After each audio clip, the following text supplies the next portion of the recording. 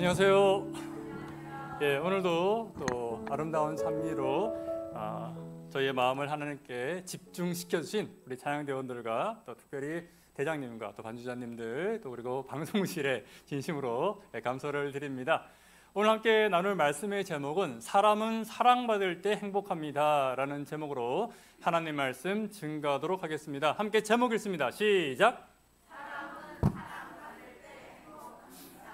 자, 여러분 환영하고 여러분 사랑합니다. 옆 사람과 인사하도록 하겠습니다. 말씀 읽으셨습니까? 시작. 인사하세요. 인사. 예. 예. 자, 그래요. 읽었다라고 대답하셨을 것이라고 생각합니다. 지난 안식일날 이후에 많은 분들이 저에게 또 말씀을 해주셨습니다. 성경을 읽고 있다고, 또 우리 그룹들이 성경을 읽기 시작했다라고. 여러분, 이 교회의 바람에 꼭 참여하시게 되기를 간절히 바랍니다. 어떤 분들은 바람이 불든지 말든지 그냥 계시는 분들이 계신데, 여러분 바람이 올 때는요 좀 움직이셔야 돼요. 바람에 흔들리는 갈대 같다라는 말도 있지 않습니까? 예. 아무 바람에나 흔들리면 안 되겠지만 말씀의 바람에는 여러분 좀 우리가 흔들리게 되기를 간절히 바랍니다. 또 우리가 많은 분들이 설교 방송을 여러 번 시청하시고 계심을 제가 보았습니다. 제가 개인적으로 올린 것이든 또 화요일 설교까지라도 여러분들이 참으로 여러 번, 두 번, 세 번 반복해서 설교를 또 청취하시고 들으시는 걸 보면서 제가 너무나 감사했습니다. 설교를 들어서 감사한 것이 아니라 정말로 말씀을 이렇게 사랑하시고 말씀을 듣고자 하는 분들이 많은 것으로 인해서 정말로 감사를 드렸습니다. 여러분 앞으로도 우리 방송실에서 정말로 수고해서 영상을 올리시고 있습니다. 여러분 그 말씀을 여러분들에게 정말로 전하고자 하는 마음으로 우리 방송 선교팀 아닙니까? 저 선교팀이 열심히 영상을 올리실 때 여러분 같이 그 말씀을 들으시고 마음과 또 육신과 또 우리의 삶에 커다란 힘을 얻게 되시기를 간절히 바랍니다. 또 이렇게 말씀을 열심히 들어주셔야 또 말씀을 전하고 올리는 사람들도 사실 힘이 나는 것입니다.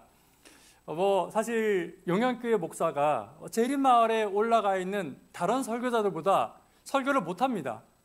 설교를 못하니까 저는 재림마을에 못 올라가는 거고, 설교를 저보다 잘하시는 분들이 재림마을에 올라가는 것입니다. 이건 객관적인 평가예요. 어쩔 수 없습니다.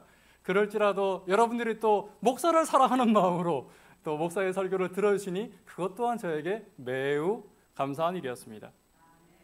자, 인사는 여기까지 하고요. 특별히 이 방송을 또 온라인을 통해서 많은 분들이 현재 시청하고 계신 것으로 알고 있습니다. 아무쪼록 온라인을 통하여 예배를 드리시는 분들과 또 이렇게 오프라인으로 예배를 드리시는 분들 모두를 진심으로 환영합니다. 여러분, 지난주에 제가 어떤 기사를 보니까 사회와 또 비교인과 교인들이 이러한 시대에, 지금 이 시대에 교회에 각각 바라는 것들이 좀 다르다라는 이야기를 제가 들었습니다. 사회는 교회가 이 시대에 좀 공공성을 띠기를 원한다. 다시 말하면 사회가 어떻게 변해가고 또 사회가 이런 사태를 맞이하고 있을 때는 교회가 사회와 좀 발맞추어서 가기를 원한다. 교회가 공공성을 띠기를 원한다는 것이 사회의 시각이었고요. 비교인들은 이런 시대이지만 교회가 여전히 구제와 봉사 사역에 교회가 등 돌리지 않기를 바라고 있다는 설문조사 결과이었습니다. 그럼 이런 시대에 교인들은 교회에 과연 무엇을 바라는가? 세 번째, 같이 한번 읽어보겠습니다. 기본 사역, 시작. 기본 사역이 뭡니까?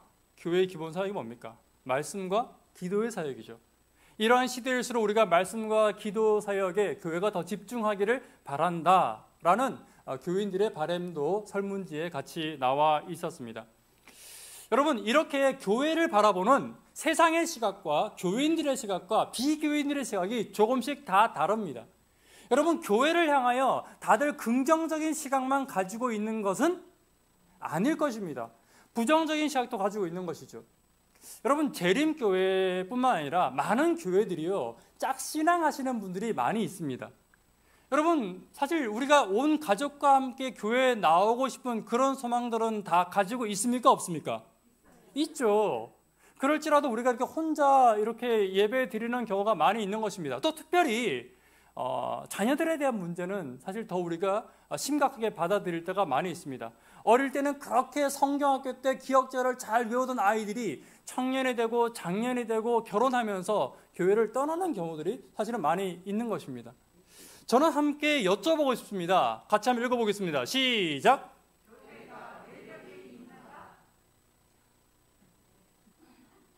그러면 한 번 더 밑에 시작!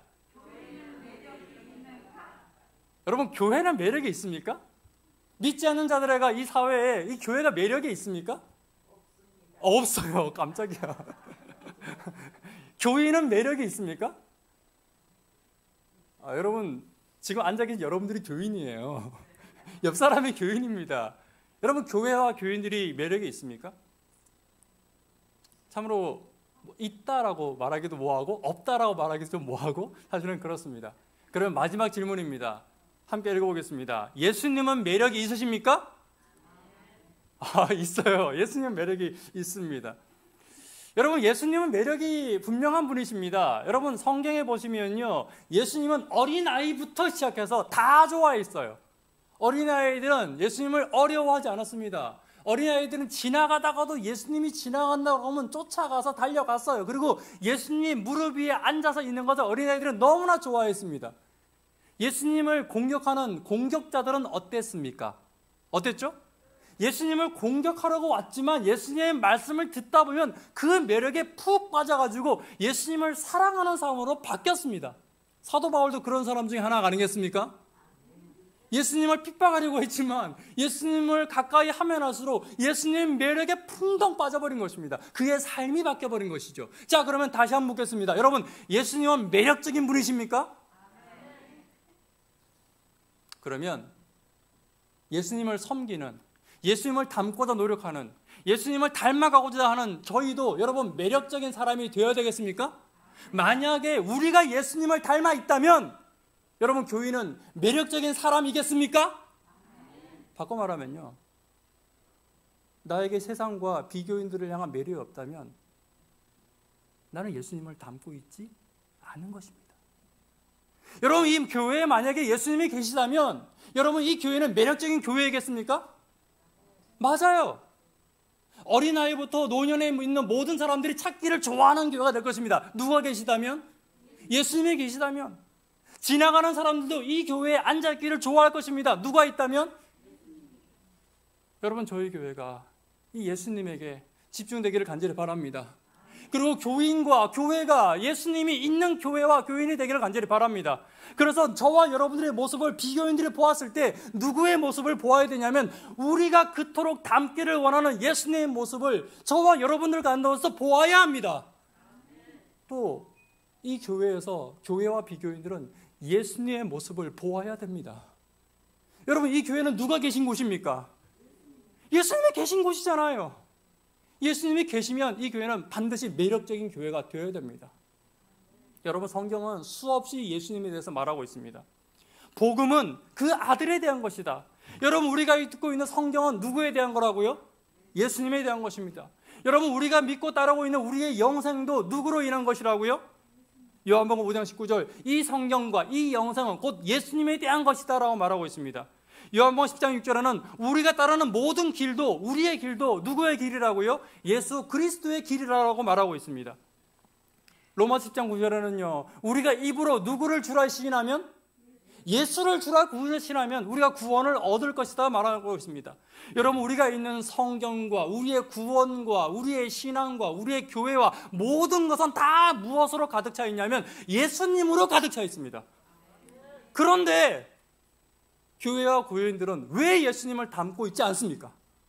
닮아야 된다라고 말을 하고 있고 예수님을 따르고 있고 교회와 성경과 모든 신앙생활은 예수님을 가르치고 있는데 왜 교회와 교인들은 왜 그 사람의 삶과 그 사람들의 모습 가운데서 예수님을 발견할 수 없는 것입니까? 여러분들에게 발견하지 못한다고 제가 뭐라고 하는 거 있는 것은 아닙니다. 단지 오늘 이 시간은요, 저와 여러분들이 어쩌면 예수님의 매력을 조금 오해하고 있지 않는가 라는 질문에서부터 시작을 하고 있는 것입니다. 여러분, 우리가 정말로 닮아야 되는 예수님의 모습을 닮아가고 정말로 예수님이 가지고 있는 진정한 매력을 알아가고 배워가는 시간이 되기를 간절히 바랍니다. 그러면 우리도 예수님을 닮아갈 수 있지 않겠습니까? 예수님이 어떤 점을 닮아야 될지, 예수님이 어떤 점을 묵상해야 될지, 예수님이 어떤 점을 우리 마음에 품고 살아야 될지, 우리 교회가 예수님이 어떤 점을 닮아가야 될지를 여러분 이 시간 저와 함께 살펴보게 되기를 간절히 바랍니다. 저는 이 설교를 제가 담임하고 있는 교회에서는 잘 하지 않습니다. 왜냐하면 교인들이 자칫하면 제가 방금 드렸던 말씀처럼 여러분들이 지금 눈동자가 흔들리는 걸 제가 느꼈습니다. 목사님이 야단치네 라고 느낄까 봐서 제가 사실 이 설교를 할까 말까 굉장히 많이 고민하면서 일주일 동안 고민하면서 제가 설교를 사실은 준비를 했습니다. 이건 다른 교회 가서 다음에 얼굴 볼 일이 없는 사람들한테 해야 되는데 이건 맨날 얼굴 볼 사람들한테 이런 말씀을 전하니 참 부담이 사실은 되었습니다. 그럴지라도 또 우리 김인환 목사님 계시지만 목회자는 또 하나님의 말씀을 있는 그대로 전해야 될 사명이 있지 않겠습니까? 아무쪼록 이해해 주시고 참으로 우리의 삶 가운데 예수님을 발견하고 예수님을 닮아가는 시간이 되기를 간절히 바랍니다. 함께 읽습니다. 위에 시작. 우리 교회에 예수님이 계신다면. 밑에 시작. 내 삶에 예수님이 계신다면. 한번 생각해 보십시오. 우리 교회와 나의 삶이 어떻게 변화될 수 있을지. 우리는 기독교에서 성화나 완전이란 말을 많이 쓰곤 합니다. 여러분, 무엇이 성화이고 무엇이 완전입니까? 성화. 내가 성화되었다면 난 거짓말을 안 하게 되었어. 내가 성화되었다면 난 돼지고기를 끊게 되었어. 성화되었더니 나는 안식일을 잘 지키게 되었어. 여러분, 이게 성화입니까? 완전은 무엇입니까? 내가 그토록 즐기던 술과 담배를 끊었어. 내가 안식일을 조금씩 범했는데 안식일을 이제 완전히 지켰어. 내가 11조를 잘 드리지 않았는데 내가 11조를 완전하게 드렸어. 여러분, 이게 완전입니까? 이게 성화와 완전입니까? 이것이 성화와 완전이라면 성경에서 가장 성화되고 가장 완전했던 사람들은 바리새인들입니다. 여러분, 우리가 바리새인과 서기관들을 향하여 그들이 완전히 성화되었다고 말하지 않습니다. 어제 저녁에도 말씀드렸듯이 예수님은 그들에게 많은 야단을 맞았습니다. 성화와 완전되지 못했기 때문입니다. 그러면 기독교에서 말하는, 성경에서 말하는 성화와 완전은 무엇입니까? 딱 한 가지예요. 딱 한 가지예요. 무엇이 성화된 것인가? 무엇이 완전한 것인가? 성경은 딱 한 가지만 말하고 있습니다. 누구를 닮았는가? 그 사람 모습 가운데 예수님 많이 닮았으면 많이 성화된 거예요. 그 사람 모습 가운데 예수님의 행동과 말과 많이 닮아 있으면 많이 완전하게 된 것입니다. 여러분, 우리가 매 순간 예배와 설교와 말씀을 통하여 누구를 닮아가기를 원합니까? 누구를 만나기를 원합니까? 여러분, 기독교의 성화와 완전은 다른 것이 아니라 오직 예수 그리스도를 닮아가는 것과 예수 그리스도와 같아지는 것을 의미한다는 사실을 잊지 않게 되시기를 간절히 바랍니다. 그럼 이 교회에서 누가 가장 성화된 사람입니까? 목사님은 아니에요. 여러분들이 말 안 해줄까 봐 제가 미리 말한 겁니다.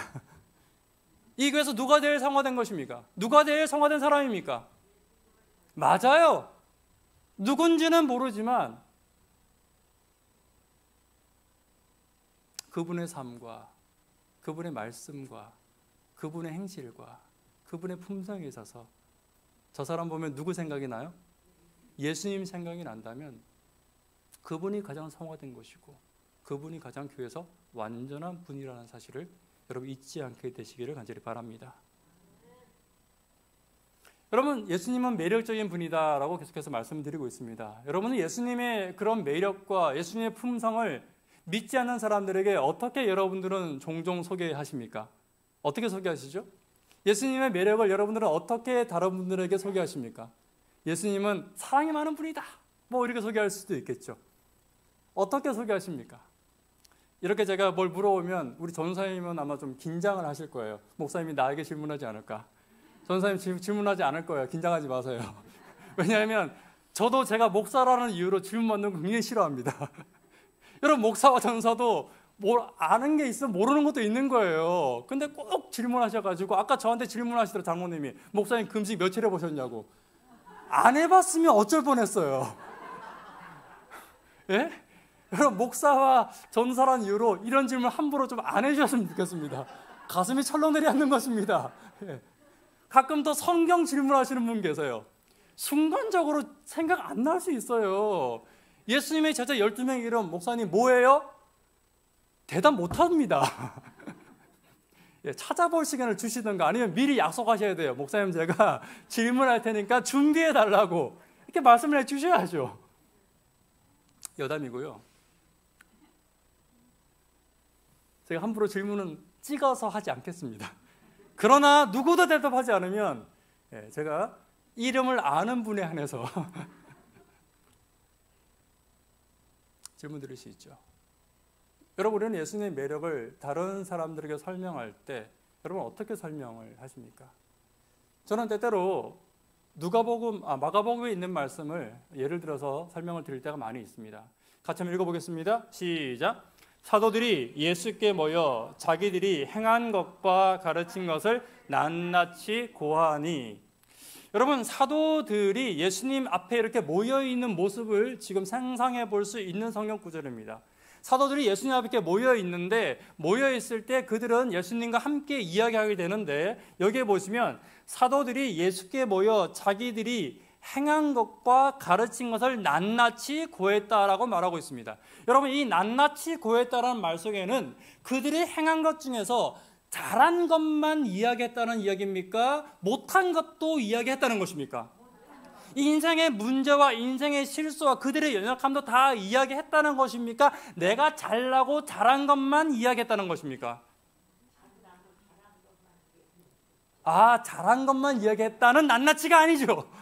못한 것도 다 이야기하고 부족한 것도 다 이야기한 것이 바로 낱낱이입니다. 여러분, 하나 질문 드리겠습니다. 저와 여러분들은 교회 안에서 혹은 가족들을 뛰어넘어서라도 우리의 인생의 문제와 나의 삶의 모든 것들을 낱낱이 말할 수 있는 사람이 나는 있다. 손 들어보세요. 내리세요.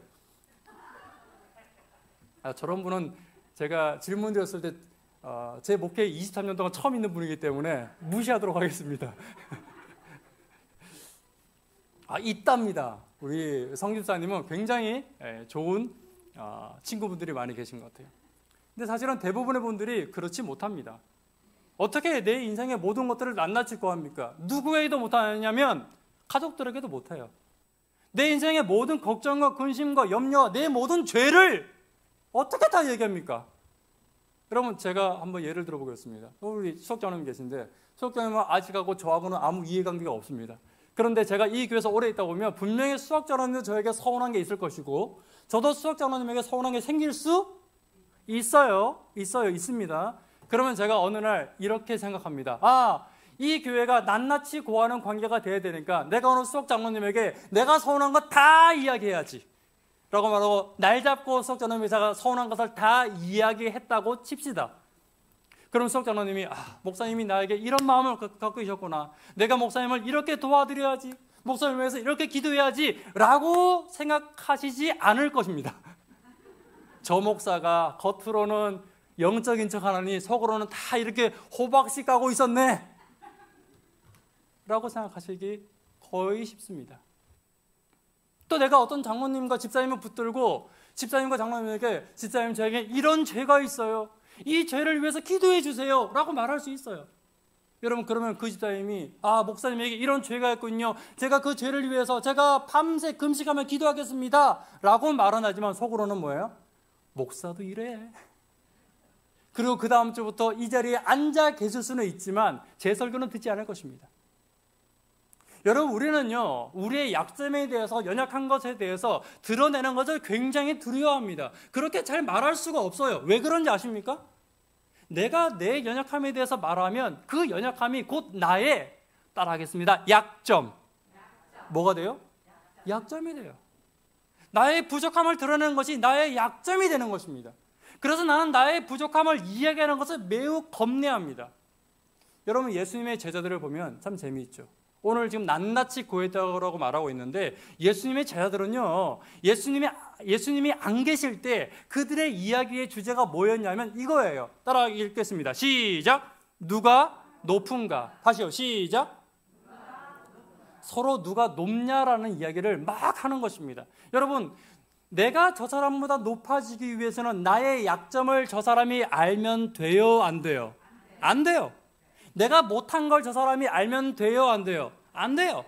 그러다 보니까 좋은 것만 이야기해서 내가 너보다 잘났어, 내가 너보다 높아 라는 이야기만 그들이 하고 살았어요. 그런데 그런 이야기를 하다가도 누가 딱 그 자리에 들어오시면, 예수님이 그 자리에 들어오시면 이야기가 완전히 달라졌습니다.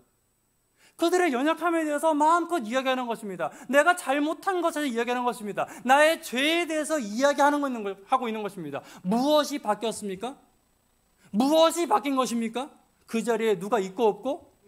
예수님이 계시고 계시지 않고의 차이가 그들의 이야기를 완전히 바꾼 것입니다.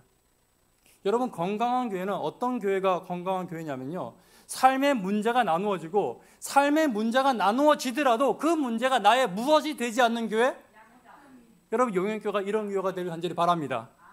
그런데 건강하지 않는 교회는요, 삶의 문제가 나누어지지도 않을 뿐더러 혹 그 문제가 나누어질지라도 그것이 무엇이 되는 교회예요? 약점이 되는 교회는 건강한 교회가 아닙니다. 우리가 성도 간에 내 부족함과 내 기도 제목과 내 죄악에 대해서 여러분, 이것이 나누어지는 것이 걱정이 되지 않는 교회가 건강한 교회입니다. 이런 교회가 누가 계신 교회라고요? 예수님이 계신 교회예요. 저는 용현교회가 그런 교회이고 앞으로도 더욱더 그런 교회가 되기를 간절히 바랍니다. 우리의 삶의 문제와 약점이 나누어지더라도 그것이 나의 약점이 되지 않고, 그것이 나의 꼬리표가 되지 않고, 그것이 나의 연약함의 약점이 되지 않는 그런 교회, 바로 예수님이 계신 교회가 이 용현교회가 되기를 간절히 바랍니다. 그러면 한번 질문을 해볼 필요가 있습니다. 사도들이 예수께 모여 자기들이 행한 것과 가르친 것을 낱낱이 고했는데 도대체 예수님이 계시면 그들이 왜 그렇게 할 수 있었는가에 대한 생각을 해봐야 됩니다. 그 답은 시대소망에 나와 있었습니다. 시대소망에 보면 함께 읽습니다. 파란색 글씨입니다. 녹색 글씨입니다. 시작. 제자들은 예수님 앞에서 무엇을 잊었다? 제자들은 예수님 앞에서 자아를 잊어버렸답니다. 자아를 잃어버렸다는 말은 높고자 하는 마음과 나 자신을 드러내고자 하는 마음을 잃어버렸다는 것입니다. 그리고 그 이후에 화인여사는 이 말에 대해서 이렇게 주석하고 있습니다. 함께 읽습니다. 시작. 연약함을 드러내기에 부끄러움이 없었다. 왜 연약함을 드러내기에 부끄러움이 없었는지 그 이유를 화인여사는 이렇게 설명하고 있는데요. 여러분 잘 들어보세요. 여러분, 우리에게는 자녀들이 있습니다. 그런데 여러분, 그 자녀들을 다 똑같이 사랑하십니까? 큰일 났네. 대답을 안 하시네. 여러분, 자녀들을 다 똑같이 사랑하십니까? 똑같이 사랑하죠. 그런데 어느 자녀가 하루는 엉엉 울면서 몸이 다쳐서 마음이 상해서 왔어요.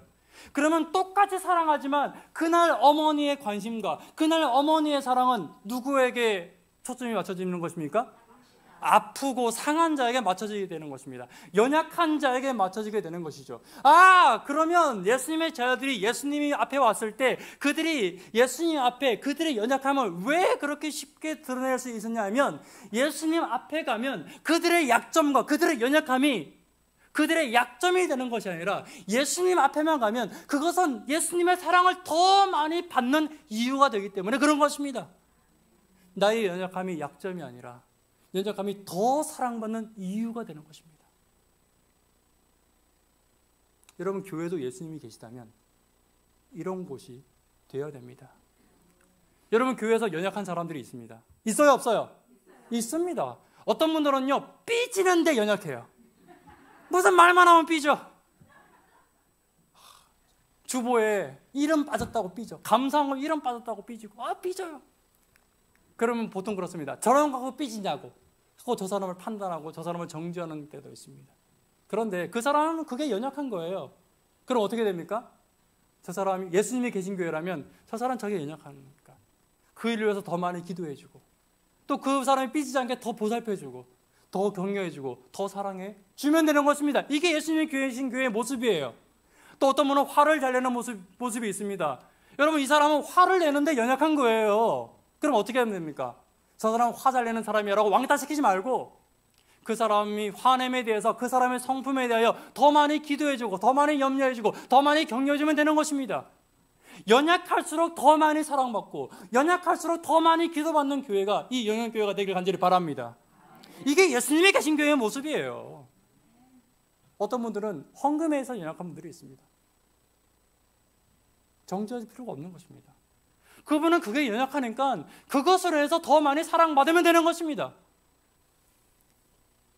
아직은 그런 분이 보이지 않지만 예배 시간만 되면 조는 분들도 있습니다. 어쩜 그렇게 예배 시간 시작하면서 조시는지 정말로 불가사의한 일이죠. 한 10분은 지나야죠. 어떤 분 그렇습니다.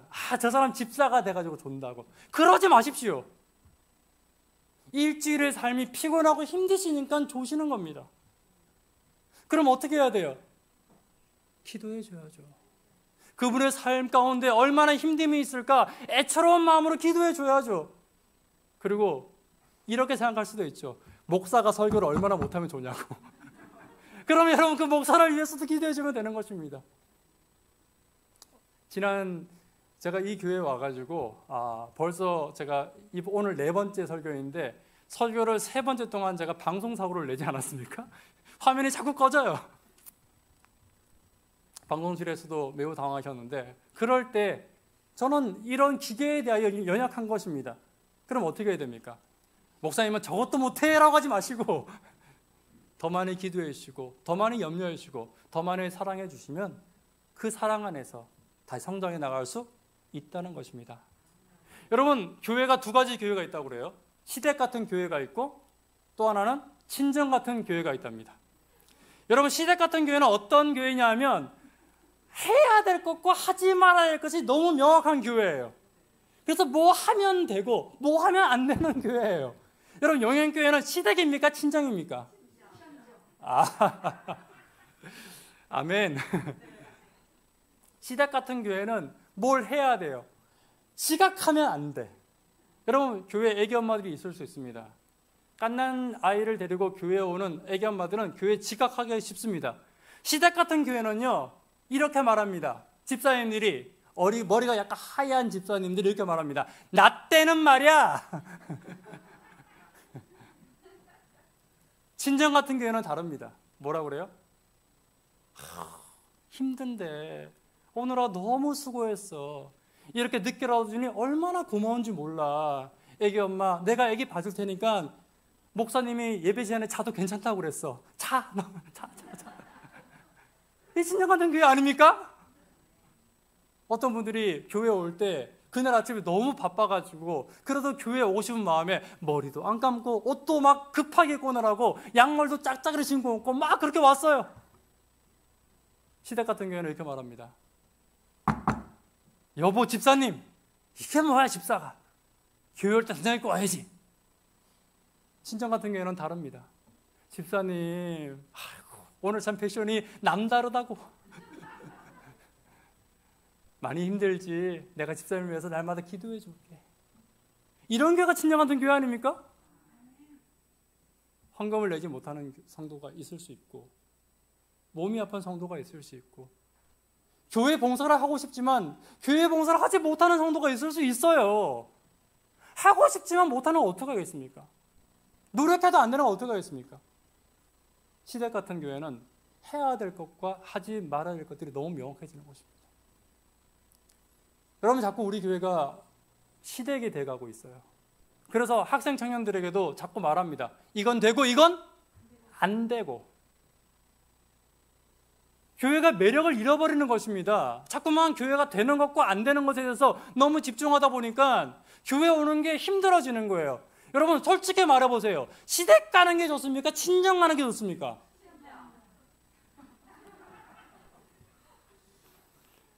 참 아멘이 안 나오네요.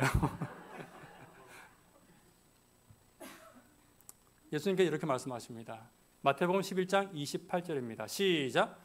수고하고 무거운 짐진 자들아 다 내게로 오라. 내가 너희를 쉬게 하리라. 무슨 말이에요? 수고하고 무거운 짐진 자들이 오는 곳입니다. 다 내게로 오라는 것입니다. 여러분, 예수님이 계신 곳은 교회입니다. 이 말은 바꿔 말하면 수고하고 무거운 짐자는 다 어디로 오라고요? 예수님이 계신 교회로 오라는 말씀입니다. 교회는 어떤 사람들이 오는 거예요? 수고하고 무거운 짐진 자들이 오는 거예요. 생활이 안락하고 편한 자들이 오는 것이 아니라 삶에 문제가 있고 연약함이 있는 자들이 쉬러 오는 곳입니다. 여러분, 친정같이 맞이해 주실 거예요? 시댁같이 맞이해 주실 거예요? 우리 장로님들, 우리 그릇장님들, 교인들을 향하여 제발 시아버지, 시어머니가 되지 않게 되시기를 간절히 바랍니다. 무조건 따뜻하게 맞이해 주세요. 무조건 용납해 주세요. 괜찮아. 따라하기 없습니다. 괜찮아.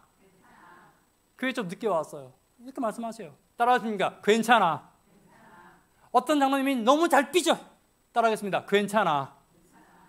헌금에 문제 있는 분들이 계십니다. 따라하십니다. 괜찮아. 목사가 설교를 잘 못했어요. 따라하겠습니다. 괜찮아. 기억하세요? 예. 괜찮아. 함께 읽습니다. 시작. 연약함이 더 사랑받는 곳 용영교회가 되기를 간절히 바랍니다. 우리가 경건에 대해서 많이 이야기를 합니다. 경건을 이렇게 정의할 수 있습니다. 신앙을 하는 우리 백성들이 매력적으로 살아가는 그 매력을 가장 잘 드러낸 것을 경건이라고 우리가 말을 할 수 있습니다. 그럼 경건은 뭐예요? 경건은 예수님을 믿는 사람들이 매력적으로 살아가는 모습이 경건입니다. 그런데 가끔은 경건을 우리가 잘못 이해할 때도 있습니다. 예수님이 계시지 않는 교회는 모든 것이 의무가 되는 시댁 같은 교회입니다. 의무예요.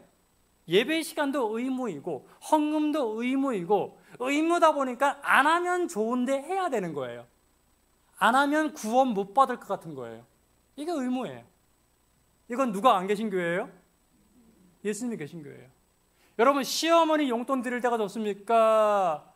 친정엄마 용돈 드릴 때가 좋습니까? 시어머니는 줘야 되니까 주는 거예요. 친정엄마는 주고 싶어 주는 거예요. 교회 헌금도 마찬가지예요. 시댁 같은 교회 헌금은 해야 되니까 하는 거예요. 친정 같은 교회 헌금은 드리고 싶으니까 드리는 거예요. 더 드릴 수 없는 것에 대해서 안타까워하며 드리는 거예요. 의무가 내 신앙과 구원의 척도가 되는 교회는 예수님이 계신 교회가 아닙니다. 내 연약함이 약점으로 취급받는 교회도 예수님이 계신 교회가 아닙니다. 신앙적 의무를 다하는 성도를 경건하게 취급하는 교회 역시 예수님이 계신 교회가 아닙니다. 여러분, 예수님이 계신 교회는 경건을 좀 다르게 평가해 주어야 됩니다. 어떤 것이 경건입니까? 예수님을 닮은 따라하겠습니다. 괜찮아로 친정엄마 같이 성도들을 바라봐 주는 그 집사님과 그 장모님이 진정한 경건하신 분이라는 것을 여러분 잊지 않게 되시기를 간절히 바랍니다. 마음과 생각 속에서 결심하십시오. 앞으로 내 입과 내 마음은 무엇을 달고 살겠다? 시작. 괜찮아. 시작. 괜찮아. 여러분, 우리의 삶 가운데 우리가 신앙에 대해서도 조금 달리 생각을 좀 해보아야 합니다. 따라하겠습니다. 신앙이 무엇인가? 시작.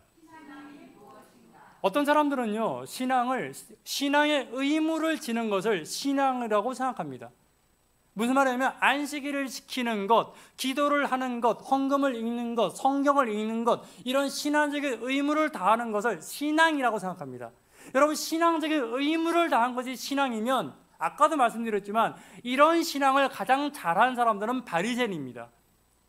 여러분, 질문하겠습니다. 바리새인들은 신앙을 잘한 것입니까? 못한 것입니까? 예수님 보시기에 못한 거예요. 그럼 예수님 보시기에 신앙은 무엇입니까? 결론부터 말씀드리면 저는 신앙을 이렇게 비유할 때가 많이 있습니다. 신앙은 손수레와 같다라고 저는 생각하고 이야기할 때가 많이 있습니다. 무슨 말이냐면 여러분, 내 삶에 어떤 문제가 없을 때 아무 일도 없이 이런 커다란 손수레를 끌고 다니라고 하면 이 손수레는 나에게 짐입니까? 요긴한 도구입니까? 짐이에요. 이것만큼 귀찮은 게 없어요. 계단 올라갈 때도 귀찮고 엘리베이터 탈 때도 귀찮고 문을 들러갈 때도 매우 귀찮아지는 것입니다. 그런데 내 삶에 내 힘으로 해결할 수 있는 커다란 문제가 있을 때, 내 힘으로 옮길 수 있는 거대한 짐이 있을 때 이 수레에 옮겨서 아주 손쉽게 문제를 해결하고 아주 손쉽게 그 짐을 옮긴다면 이 수레는 나에게 없어서는 안 될 매우 고마운 것입니다. 신앙은 이런 것입니다. 신앙은 뭐와 같은 거예요? 신앙에 문제가 없을 때나 삶에 문제가 없을 때는 어쩌면 신앙은 나에게 조금 귀찮고 힘든 것이 될 수도 있죠. 그러나 나의 어떤 삶에 문제가 닥쳤을 때 그 문제를 해결하고 그 문제를 다른 사람에 비하여 맡기고 갈 수 있는 누군가가 있다는 것. 이것이 신앙이라면 신앙만큼 나에게 필요하고 신앙만큼 나에게 감사한 것은 없는 것입니다. 여러분, 우리의 신앙은요, 신앙의 의무를 지는 것이 신앙이 아니라 내 삶의 문제를 해결하고 내 삶의 문제를 이겨낼 수 있도록 나에게 힘을 주고 도움을 주는 것이 신앙이라는 사실을 잊지 않게 되시기를 간절히 바랍니다. 교회도 마찬가지예요. 여러분, 신앙생활은 곧 교회 생활입니다. 교회도 마찬가지입니다. 교회는 어떤 교회의 의무를 다하는 것이 교회 생활이 아닙니다. 교회 생활은요, 나의 삶의 문제가 이 교회 안에서 위로받고 나의 삶의 무거운 짐이 이 교회 안에서 함께 나누어지는 그러한 일이 우리에게 있을 때 우리는 진정한 교회 생활, 진정한 신앙 생활을 해나가고 있더라는 것입니다. 사랑하는 우리 영영교회 성도 여러분, 그 연약함을 돕는 것이 신앙이고 나의 연약함을 도와주는 것이 바로 이 교회가 되기를 간절히 바랍니다. 우리의 교회와 나의 신앙이 여러분 예수님이 바라는, 예수님이 원하는 모습으로 항상 바로 서 있게 되는 저와 여러분 되기를 간절히 바랍니다. 저는 또 신앙에 대해서 이런 말을 하기를 좋아합니다. 따라하겠습니다. 보험 약관. 시작. 저는 보험 약관이라는 말을 하기를 좋아하는데 저희 어머니가 아주 오랫동안 보험을 하셨습니다. 지금도 보험을 좀 하고 계세요. 그런데 이런 분이 계시답니다. 저희 어머니 친구분이신데 자기야 보험 좀 들어. 보험 들어야 돼. 그런데 이분이 어려워서 보험을 안 드는 거예요. 근데 어머니가 설득하고 또 설득해가지고 이분이 마침내 보험을 하나 들었어요. 암보험을 하나 들었어요. 나이가 있으니까 한 달에 한 10만 원씩 내야 된대요. 그래서 이분이 한 달에 10만 원씩 한 3번을 냈습니다. 근데 그러다가 한 4개월째 되던 달에 이분이 병원에 속이 좀 더부룩해서 갔더니만은 위암 판정을 받았어요. 근데 그 보험 약관에 뭐라고 되어 있었냐면 이 사람이 암에 걸리면 이 사람의 모든 입원비와 이 사람의 모든 치료비는 누가 책임져 준다? 보험회사에 책임진다. 그리고 또 하나, 이 사람이 만약에 보험 진단을 받으면 진단 확정장으로 1억을 준다. 그분이 보험회사 찾아왔어요. 저 암 걸렸어요. 얼마 주세요? 1억 주세요. 이분 얼마 냈는데? 30만 원 냈어. 30만 원. 여러분 30만 원 내고 1억 달라고 하면 보험회사에서 줍니까? 줘요 안 줘요? 에? 줍니다. 왜? 왜 줘요? 장로님, 약관이에요. 약속이에요. 약관에 그렇게 돼 있는 거예요. 너 30만 원 냈지만 너 암 걸렸어. 암 걸리면 무조건 내가 1억 줄게. 이게 보험 약속이에요. 여러분 신앙도요, 언약 가운데 하나님과 우리 사이에 약속이 반드시 존재하고 있습니다. 여러분 잘 생각해 보세요. 하나님 앞에 우리는 늘 작은 자이고 늘 죄인입니다. 그런데 하나님께서는 우리와 언약을 만드셨어요. 내가 비록 연약할지라도, 내가 비록 약할지라도, 내가 비록 죄인일지라도, 내가 비록 작은 자일지라도 하나님은 나의 삶을 기도해 주시면 책임져 주시고 내가 하나님을 믿기로 결심하면 나를 구원해 주시기로 하나님은 나와 언약을 맺고 계신 것입니다. 그래서 내가 비록 연약하고 죄인일지라도 하나님은 그 언약대로 나를 보호하시고 그 언약대로 나의 기도를 응답하실 줄 믿게 되시기를 간절히 바랍니다. 어떤 분들은 그래요. 목사님, 내가 헌금을 제대로 못하니까 나 구원 못 받을 것 같아요. 난 교회에 와서 자꾸 졸다 보니까 나는 하나님께서 나를 멀리 하실 것 같아요. 절대 그렇지 않습니다. 하나님과 나 사이 약관이 그렇게 돼 있지 않아요. 로마서 5장 8절은 그것에 대해서 이렇게 말합니다. 그런데 그리스도께서 우리가 아직 죄인 되었을 때 우리를 위하여 죽으셨습니다. 우리가 아직 죄인 되었을 때라는 말은요, 내가 여전히 하나님을 배반하고 있을 때, 내가 여전히 하나님을 잘 따르지 못하고 있을 때, 내가 여전히 하나님의 율법을 잘 지키지 못하고 있을 때, 내가 여전히 하나님 앞에 매우 연약한 자일 때, 나의 삶이 여전히 삶에 문제가 있을 때 하나님 우리에게 그 약관을 만들어 놓으셨어요. 여러분, 우리 삶에 문제가 있을 때 나의 연약함을 보지 마시고 하나님의 약관에 의지하여 하나님께 의지하시고 하나님 약관대로 이루어 달라고 담대히 기도하시는 저와 여러분 되기를 간절히 바랍니다. 수고하고 무거운 짐진 자들아 다 내게로 오라. 여기서 다라는 말은요, 잘난 놈만 말하는 것이 아닙니다. 죄인도 말하는 것이고 바리새인도 말하고 있는 것이고 서기관들도 말하고 있는 것이고 예수님을 팔아먹은 유다도 말하고 있는 것입니다. 다 내게로 오라고. 내가 너희를 뭐 하겠다고요? 여러분, 하나님의 정말로 훌륭한 약관이 이 성경에 있습니다. 그 약관에 의지하시고 그 약관대로 믿음 생활하시는 저와 여러분 되기를 간절히 바랍니다. 제가 오늘 30분에 끝내기로 했기 때문에 빨리빨리 지금 달려가고 있습니다. 그래도 시계를 보시는 분이 안 계심을 인해서 매우 감사를 드리고요. 30분에 끝내도록 노력하겠습니다. 눈치 주지 마세요. 이건 뭐예요? 목사님이 시간 내에 못 끝나면 이거 뭐 하는 거예요? 아, 목사님은 시간에 연약한 분이구나 생각하면 되는 거예요. 아, 맞아요. 시청자 감사합니다. 자, 같이 한번 해볼까요? 괜찮아. 시작. 감사합니다. 오늘 그러면 12시 반까지 달려보겠습니다. 이건 안 괜찮아요? 베드로전서 5장 7절에 이렇게 말하고 있습니다.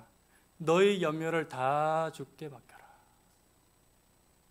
연약한 너희는 염려를 다 뭐하라고요? 주께 맡기라고요.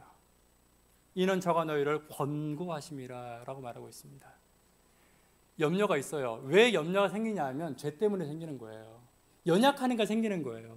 강한 사람은 염려하지 않아요. 그렇지 않습니까? 내가 죄인이고 내가 연약하니까 염려가 생기는 거예요. 그런데 하나님은 약관에 말씀하십니다. 너희 연약하니까 염려가 있잖아. 그 염려를 너희 연약함 때문에 못 맡기지 말고 너희가 연약하니까 생긴 문제니까 다 누구에게 맡기라고요? 주께 맡기라라고 약관에 나와 있습니다. 약관에. 여러분, 하나님의 약관은 언약입니다. 하나님은 언제나 언약대로 행하시는 분이라는 사실을 잊지 않게 되시기를 정말 간절히 바랍니다. 베드로전서 5장 7절에 있는 말씀을 조금 더 보도록 하겠습니다. 오늘 이 키포인트이기 때문에 이 부분을 좀 더 강조해서 보도록 하겠습니다. 함께 읽습니다. 너희 염려를 시작.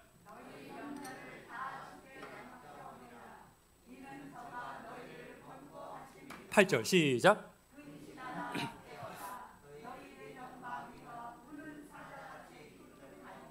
자, 여기 보시면 근신하고 깨어라. 너희 대적 마귀가 우는 사자같이 두루다니며 삼킬 자를 찾고 있다라고 말하고 있습니다. 헬라어는 대부분 대꾸체로 되어 있습니다. 그래서 앞절과 뒤절이 서로 전혀 다른 절이 아니라 이것이 서로를 보완해주고 서로에게 짝을 이루고 있을 때가 참 많이 있는데 이 구절도 이런 것입니다. 여기 보시면 하나님께 염려를 맡기는 것이 근신하고 깨어있는 것과 짝을 이루고 있는 것입니다. 다시 말하면요, 우리가 염려를 주께 맡기는 것이 우리가 깨어있는 거예요. 이해하시겠습니까? 여기까지?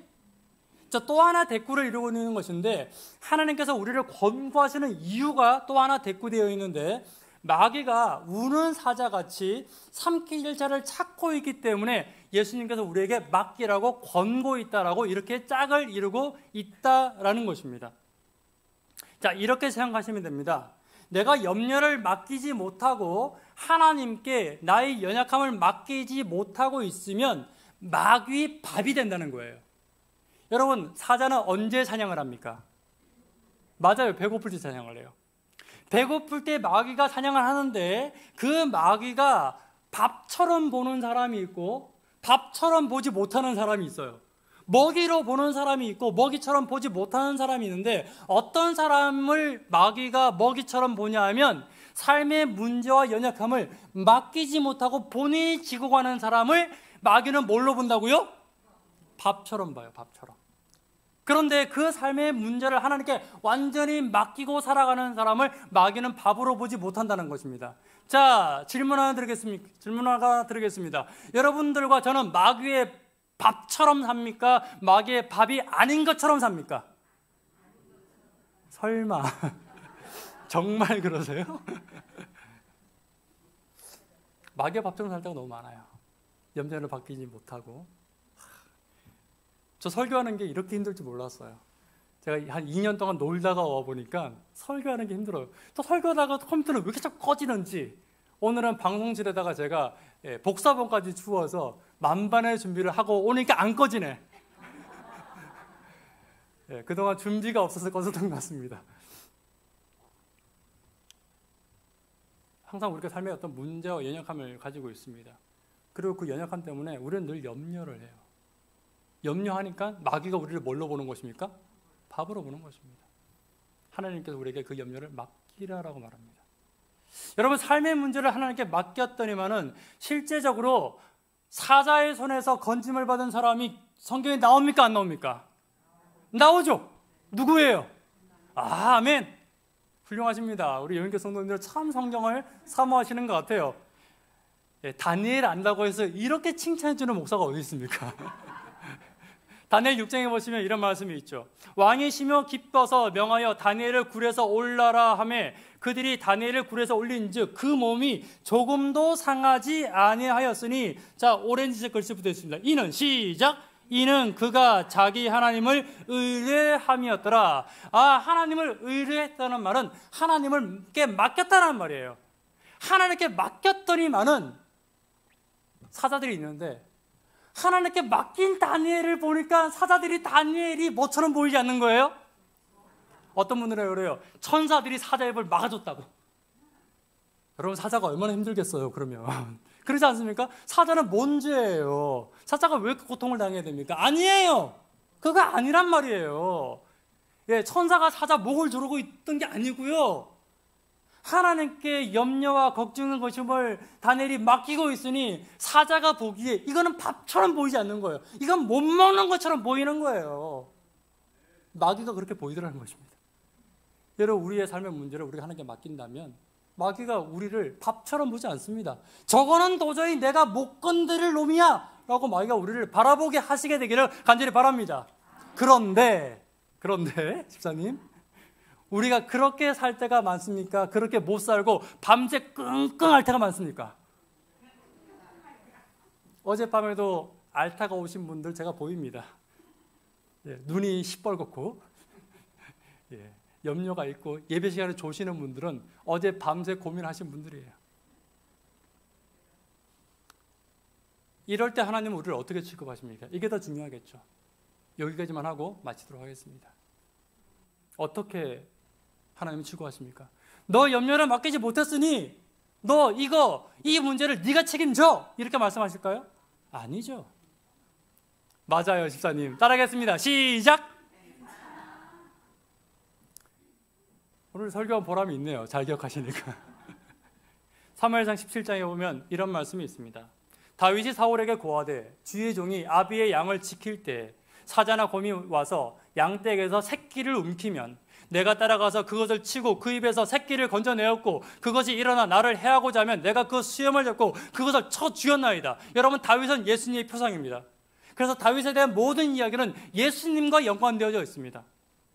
여기에 보시면 다윗이 양을 지킬 때 사자나 곰이 와서 그 새끼를 움킨다라고 말하고 있습니다. 그 새끼는요, 성경에 보면요, 함께 했습니다. 노란색 글씨 시작. 우리가 보기에는 이건 아주 어린 양이야 라고 말하기 쉽지만 사실은 그것이 아니고, 이 여기서 새끼라는 단어는 그 중에서 연약하여진 것을 말하고 있는 것입니다. 그것은 병들었을 수도 있고요, 다쳤을 수도 있는 것입니다. 혹은 어릴 수도 있는 거예요. 이건 연약한 양입니다. 그런데 문제는 이것입니다. 그 양이 왜 연약해졌냐는 것이죠. 그 양은 왜 연약해졌을까요? 이유는 딱 한 가지입니다. 함께 읽습니다. 시작. 목자의 말을 듣지 않아서 그래요. 예수님의 말을 듣지 않아서 그렇습니다. 예수님의 말을 듣지 않아서 따먹지 말라는 선악과 따먹어서 연약해진 것입니다. 어쩌면은 성경을 읽으라 할 때 읽지 않아서 연약해진 것입니다. 기도하라고 할 때 기도하지 않아서 연약해진 것입니다. 성경을 사모하라고 할 때, 말씀을 사모할 때 그렇게 하지 않아서 연약해진 것입니다. 염려를 맡기라고 했을 때 맡기지 않아서 연약해진 것입니다. 그래서 사자가 밥처럼 보여서 잡아먹은 것입니다. 그럼 어떻게 해야 돼요? 야, 너 없는 게 나아. 그리고 목자가 그렇게 버립니까? 버려요? 아니잖아요. 성경에 뭐라고 되어 있습니까? 35절. 내가 따라가서 그것을 치고 그 입에서 새끼를 건져내었고 그것이 나를 해하고자 하면 내가 그 수염을 잡고 그것을 어떻게 했다고요? 쳐 죽였다고요. 여러분 생각해 보십시오. 이 사자는 배고픈 사자입니다. 여러분, 사자는요, 그 양을 반드시 먹어야 돼요. 그러면 그 양은요, 그 사자에게서 생명과 같은 것입니다. 목자가 따라와서 그 양을 뺏으려고 하면 여러분, 사자가 얌전히 주겠습니까? 아니에요. 그 사자도요, 목숨 걸고 싸웁니다. 누구와? 양을 뺏어가려는 목자와 싸우는 것입니다. 여러분, 사람하고 목자하고 사람하고 사자가 싸우면 누가 이깁니까? 백보양보에도 사자가 이겨요. 그럼 여러분, 이 양을 뺏기 위해서는 이 목자는 목숨을 거는 것입니다. 피투성이가 되는 것입니다.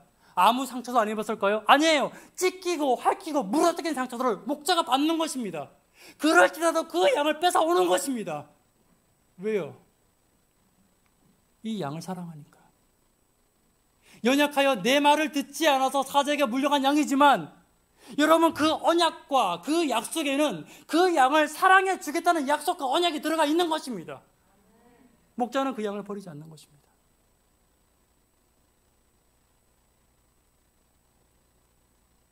예수님이 십자가에서 그 고통을 당하셨습니다. 찢기시고 핥히시고 물어뜯김을 당하셨습니다. 왜요? 예수님의 말을 듣지 않아서 사자에게 물려간 저와 여러분들을 건지시기 위하여 예수님이 십자가에서 피투성이 되시고 사자와 싸워서 무릎뜯겨서 죽임을 당하신 것입니다. 로마서 8장은 이렇게 말하고 있습니다. 누가 우리를 그리스도의 사랑에서 끊으리요? 우리를 우리 주 그리스도 예수 안에 있는 하나님의 사랑에서 끊을 수 없느니라. 여러분, 그 어떤 것도 목자와 우리 사이의 사랑을 방해할 수 있는 것이 아무것도 없습니다. 여러분, 그 사랑을 생각하시며 우리 집사님께서 찬미하시며 들으시며 잠깐 개인적으로 묵상하시고 기도하시고 그 사랑을 마음에 새기시고 연약함을 정죄하지 않으시고 그 연약함을 인하여 더 목숨 바쳐 나를 사랑하신 그 예수님을 여러분 이 시간 기억하는 시간이 되기를 간절히 바랍니다.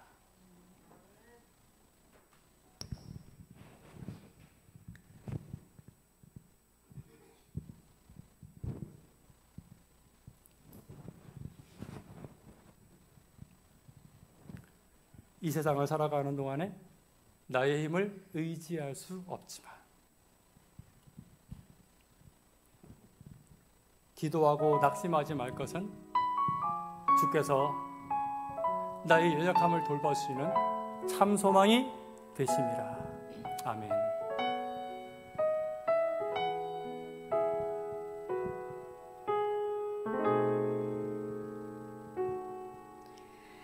이 세상을 살아가는 동안에 나의 힘을 의지할 수 없으니 기도하고 낙심하지 말 것은 주께서 참 소망이 되심이라. 주의 길을 걸어가는 동안에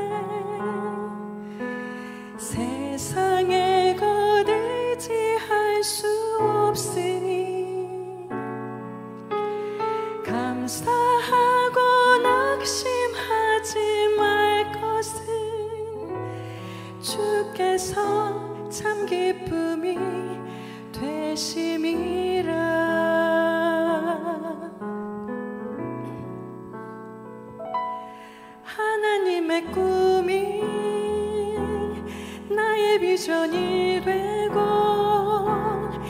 예수님의 성품이 나의 인격이 되고 성령님의 권능이 나의 능력이 되길 원하고 바라고 기도합니다.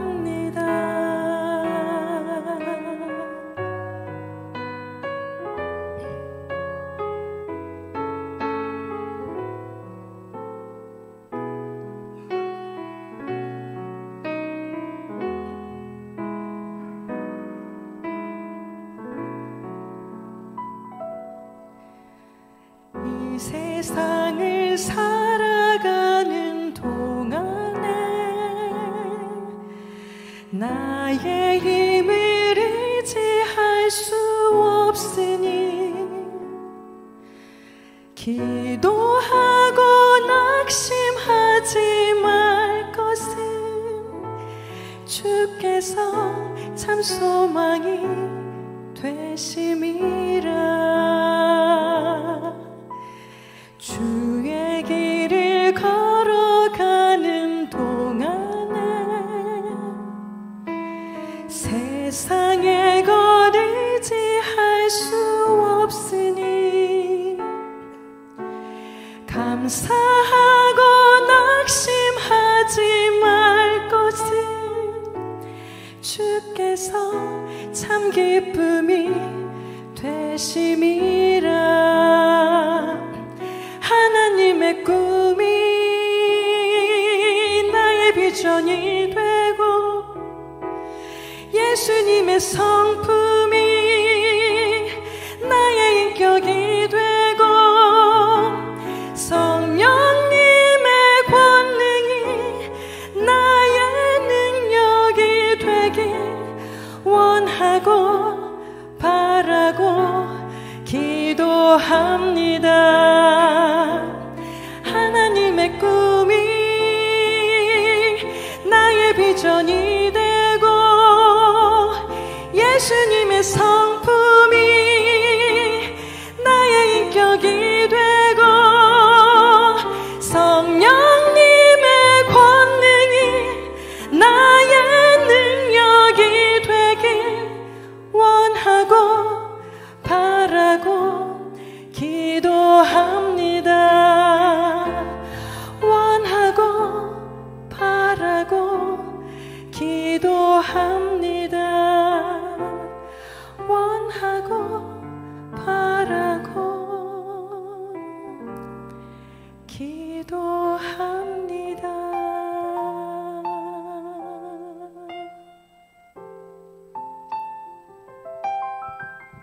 아멘.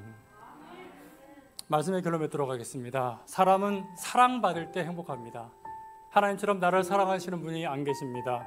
내가 연약함으로 나를 더 사랑하시는 예수님, 내가 비록 죄인일지라도 나를 언약으로 사랑하시는 예수님, 연약한 나를 위하여 십자가에 찢김을 당하신 예수님께 우리의 삶을 의뢰하고 여러분 맡기시는 삶 가운데, 또한 우리의 삶에 어떤 문제가 있을 때 연약함을 인하여 두려워하지 마시고 예수님 앞에 담대히 나가시며 주님께 주는 위로를 받으시고, 또한 예수님의 품성 가운데서 내가 더 예수님을 닮아가기를 오늘 결심하고 싶고, 오늘 함께 이 안식일 예수님께 더 가까이 가시는 저와 여러분 되기를 간절히 바라며 말씀을 마치도록 하겠습니다.